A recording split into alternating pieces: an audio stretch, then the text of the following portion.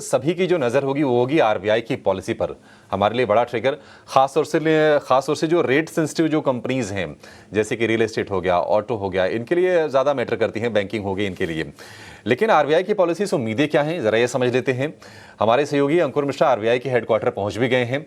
अंकुर हमारे साथ जुड़ गए हैं। अंकुर, गुड मॉर्निंग। आप ज़रा बताइए, आरबीआई की ये पॉलिसी, हालांकि दरों में किसी बदलाव की उम्मीद नहीं है, कटौती की उम्मीद इस पॉलिसी से तो नहीं है, लेकिन और क्या उम्मीदें हैं इस पॉलिसी से, और ख़ास तौर से नज़र कहाँ पर रहेगी?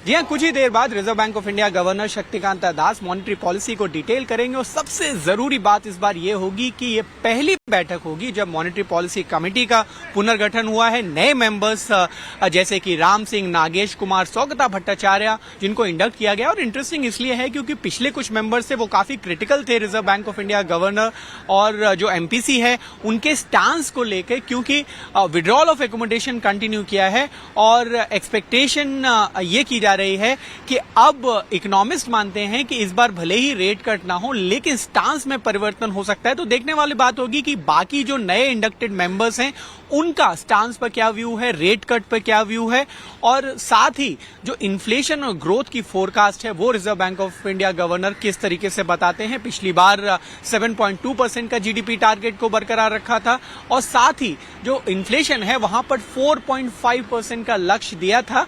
लेकिन फूड इन्फ्लेशन अभी भी एक विलेन की तरह काम कर रहा है। टमाटर और बाकी जो सब्जियों के दाम है उसमें उछाल हुआ है। तो किस तरीके से उसको अकाउंट में लेते हुए रिजर्व बैंक ऑफ इंडिया का एक्शन होता है, और सबसे जरूरी बात जो ग्लोबल एक्शन रहे हैं, इजराइल का टेंशन है, इसके अलावा चाइना और यूएस फेडरल रिजर्व ने जो रेट कट किए हैं उसका क्या असर पड़ता है। हालांकि गवर्नर ने बार बार ये साफ कहा है कि वो डोमेस्टिक पिच कंडीशंस पे बैट करेंगे, लेकिन ग्लोबल कंडीशंस का क्या, उस वेदर का reserve bank of India governor की पॉलिसी जो वो डिटेल करने वाले वहां पर असर होता है कि नहीं, वो देखने वाली बात होगी।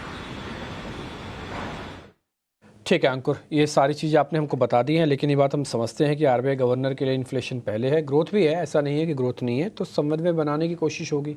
लेकिन हमारी अपनी calculations, market source based information ये कहती है कि शायद 0.25% का कट आ जाए, और ये पोल में 23% लोगों ने बताया भी है। ये कुछ एक और इम्पॉर्टेंट डाटा जो हम ग्राफिक्स के ज़रिए आपके सामने रख रहे हैं।